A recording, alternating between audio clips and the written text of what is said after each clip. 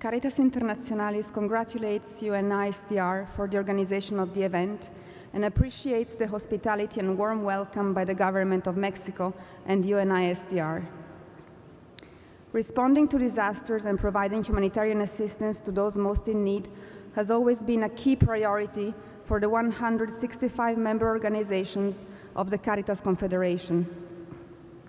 Our member organizations are facing huge challenges in responding to the increasing impacts of complex natural and human-made hazards.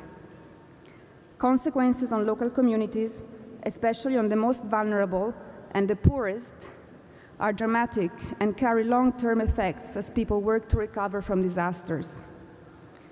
Natural disasters cannot be completely avoided, but there are ways to prevent new and reduce existing disaster risks, especially losses in lives, through strengthening countries' and local communities' preparedness and resilience capacities.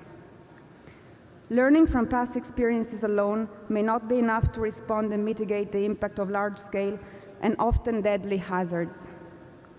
Developing and designing interventions based on worst-case scenarios and think the unthinkable can thus effectively contribute to improving communities' coping capacities and save lives. Rooted in the Catholic social teaching, Caritas Internationalis places respect for human dignity and protection of the most vulnerable at the very heart of its action. In this regard, Caritas believes that a people-centered and a human rights approach are key to the effective implementation of the Sendai framework and to bring about real changes in people's lives.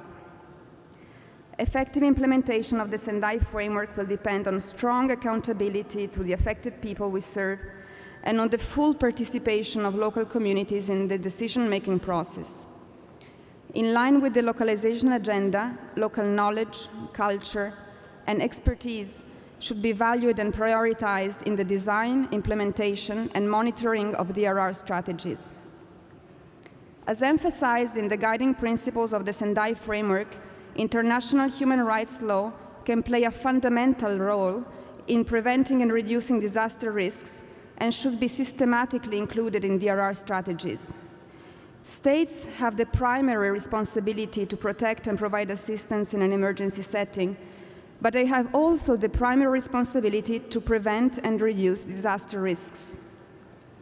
Measures adopted toward the full enjoyment of human rights lead to more effective disaster risk reduction.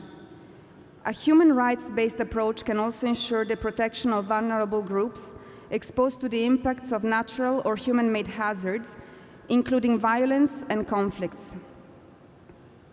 If grounded in human rights law, inclusive and participatory DRR strategies can effectively strengthen the resilience capacities of people by preventing potential abuses and discrimination in an emergency context. Thank you.